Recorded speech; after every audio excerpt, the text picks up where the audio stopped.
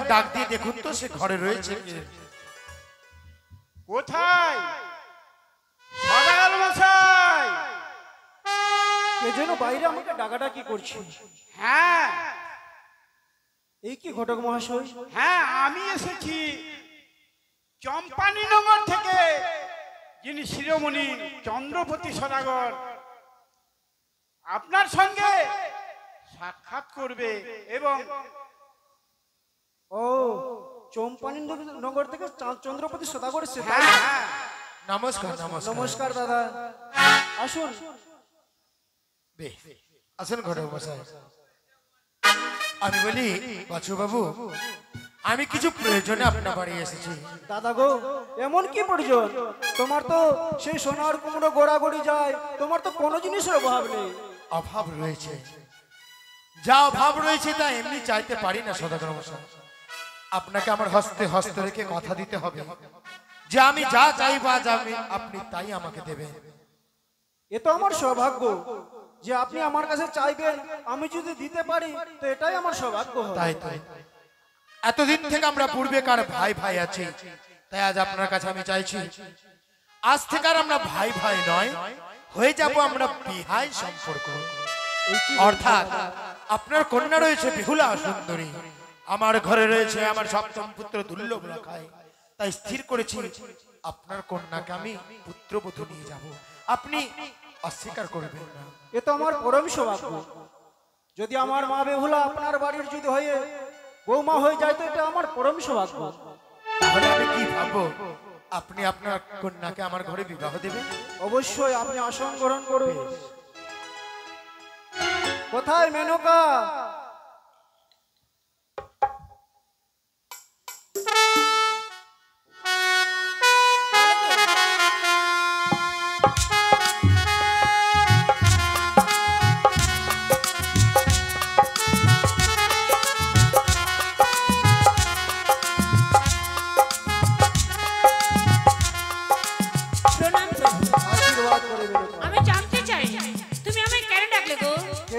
তাই না, আমি যদি না বলি তুমি কি করে জানবে? সত্যি বলেছো। সেই চম্পানী নগর থেকে চন্দ্রপতি সদাগর আমাদের গৃহেতে এসেছে। কিন্তু কেন এসেছে তারা? কেন এসেছে তাই না? সে আমাদের মা বেহুলা যে রয়েছে তার একমাত্র সন্তান দুর্লভ লক্ষিন্দর তার সঙ্গে বিবাহ দেবে বলে। ওগো প্রভু, উনি এসেছে, তুমি কি তাকে কথা দিয়ে দিয়েছো? আমি তাকে কথা দিয়েছি। তুমি ভুল করেছো। কেন ভুল করেছি? আমি যে মেয়ের মা, সেই মেয়েকে আমি 10 মাস 10 দিন ধরে গর্ভে ধারণ করে ভূমিষ্ঠ করেছি। আমি যে তার পিতা, সেই মেয়েকে আমি নিজের হাতে লালন পালন করে বড় করতে চলেছি। এখনো তার উপযুক্ত বিয়ের বয়স হয়নি, আর আমায় না জেনে তুমি তাকে কথা দিয়ে দিয়েছো, ভুল করেছো। আমি যে তার পিতা, আমি যে তার ভালো মন্দের বিচার করতে পারি। সে যে চন্দ্রপতি সদাগর। কিন্তু শুনেছো, তুমি যেই ঘরে আমার মেয়ে বেহুলার জন্য বিয়ের সম্পর্ক গড়িয়ে তুলতে চলেছ, সেই ঘরে আমি মেয়ের বিয়ে দেব না। এই কি বলছো? আমি লোকমুখে শুনেছি তারা নাকি 7 থেকে বংশ, আর আমি আমার একটি মাত্র মেয়েকে মা হয়ে কিভাবে ওই 7 থেকে বংশের হাতে তুলে দেব গো? মেনকা তুমি ঠিক বলেছো। হ্যাঁ। তবে তো আমি তাকে কথা দিয়ে দিয়েছি। কিন্তু তাদেরকে তুমি ফিরিয়ে দাও। আমি কি করে ফেরাবো বলো? আমি তার সঙ্গে সত্যতে আবদ্ধ হয়েছি। আমি জানি তোমার কাছে কোনো যুক্তি রয়েছে? নিশ্চয়ই রয়েছে। আমি জানি তুমি তাদের কাছে সত্যই আবদ্ধ কথা দিয়ে দিয়েছো, তাই তো তুমি ফিরিয়ে দিতে পারবে না। আমি যে ফিরিয়ে দিতে পারবো, আমার কাছে যুক্তি আছে। যুক্তি রয়েছে তোমার? আমি এমন এমন জিনিস চাইবো, আশা করি দিতেও পারবে না, আর আমার মেয়ে বেহুলাকে বৌমা করে ঘরে নিতেও পারবে না। ঠিক বলেছো মেনকা। দাদা কিছু বলবে? হ্যাঁ, কিছু বলবে। বলুন, কি বলার রয়েছে? বৈবাহিক মহাশয় বলুন। নমস্কার। নমস্কার। তাই আমার মেয়েকে যদি পুত্রবধূ করে ঘরে নিতে হয়, আমার কয়েকটি পণ দাবি আছে। আপনাদের পণ দাবি রয়েছে? হ্যাঁ। বেশ বলুন, কি কি চাই আপনাদের? আমি প্রয়োগ করছি, আপনাকে দিতে হবে। বেশ বলুন। আর দিতে পারলে আমার মেয়ের বিয়ে হবে, নচেত নয়। বেশ চেষ্টা করব আমি। বলুন। ও বানিয়া সদাগর হে মা, নিয়া সদাগর হে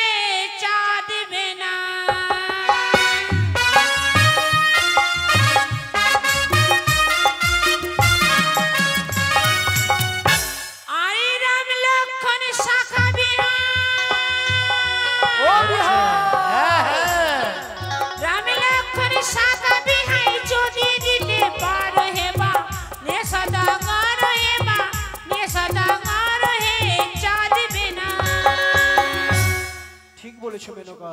রাম লক্ষণ শঙ্কর ও ঘটক মশাই, পারবে না। হ্যাঁ। আর আমরা মা বেহুলাকে এ মেনে দেব। আপনার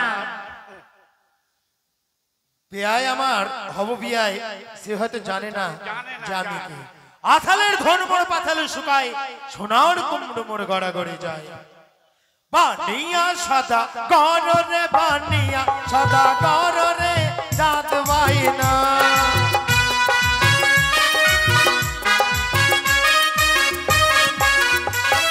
ও বিহাই, কি চাইলে জানো? কি চাইলে জানো? রাম লক্ষণ শঙ্কর। আরে রাম লক্ষণ, এক রাম লক্ষণ কি দ্বিগুণ তোমায় দেবো রে বাড়ি।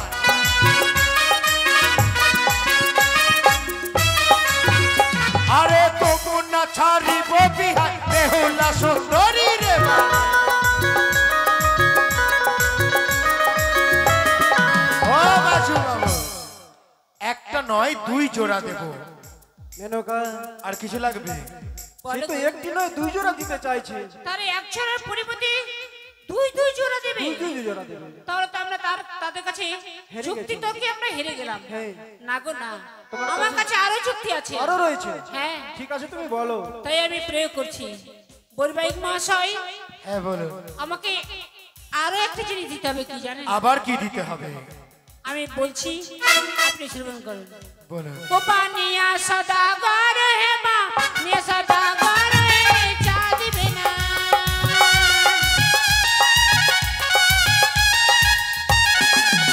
আরে অগ্নি পাটের সানি দিয়া, আচ্ছা, অগ্নি পাটের সানি দিয়া যদি দিতে পারে হে মা, নিয়া সদাগর হে মা, নিয়া সদাগর হে, চা দিবে না।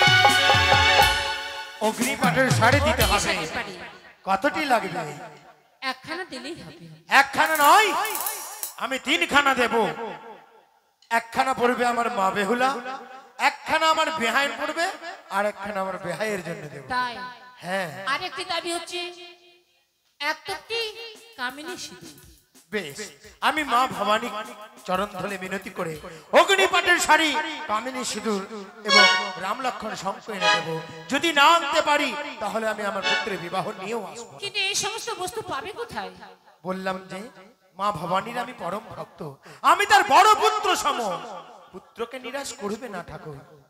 ওগো প্রভু, আমরা যে তাদের কাছে যুক্তি তর্কে হেরে গেলাম গো। তারা যেন আমার সমস্ত দাবি এক এক করে পূর্ণ করতে চাইছে। কিন্তু আমি যে বড় নিরুপায় হয়ে পড়েছি। বিহাই, যখন আর কিছু চাওয়ার নাই তাহলে এই হাসি রহস্য বাদ দিলে হয় না? ঠিক আছে বিহাই, আমরা যখন কথাতে হেরে গেছি অবশ্যই আমাদের মা বেহুলার আপনার পুত্রের সঙ্গে বিবাহ দেব। তবে কি আপনার কোনো আমাদের কি করতে হবে? তবে একটি আমাদের কথা রয়েছে। আপনি যখন বলছেন কি সেবা নিয়ে যেতে, তবে একটি কথা আমি বলতে ভুলে গেছি। আমি যে প্রতিজ্ঞা করেছি ভাই, যে কন্যা সিজাইবে লোহার কলায়, তারই সঙ্গে বিয়ে দেব দুর্লভ লখায়। তাই আমরা মা বেহুলাকে পরীক্ষা করতে চাই।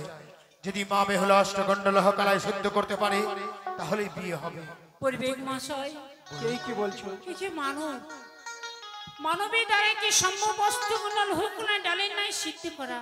কি বলছেন বিহারী? হ্যাঁ, আমাদের চম্পানিতে হারিয়া ডোম চন্ডালে এই লোহ কালায়ন এসে সিদ্ধ করে, তাহলে উজানি না করে কি কেউ সতী নারী নয়? যে অষ্টগণ্ড লোহ কালাই করে নিজের সতীত্বের প্রমাণ দেবে।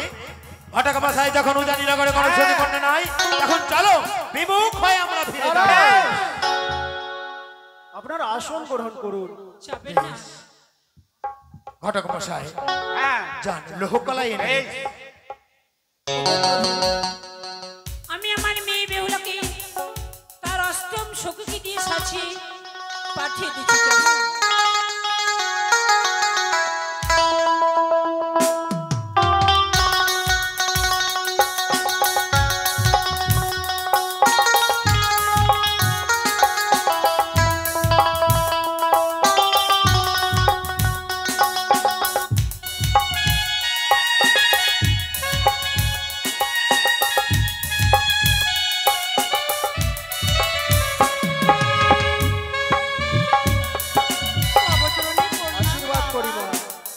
ওরে মা, তুমি কি রাখতে পারবে আমাদের মুখ?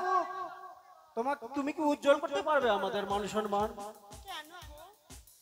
এই যে অষ্টমঙ্গল লোহার কলা রয়েছে, তুমি কি সিদ্ধ করতে পারবে রে মা? হ্যাঁ গো বাবা, পারবে তুমি? দাও, আমি সিদ্ধ করে দেব।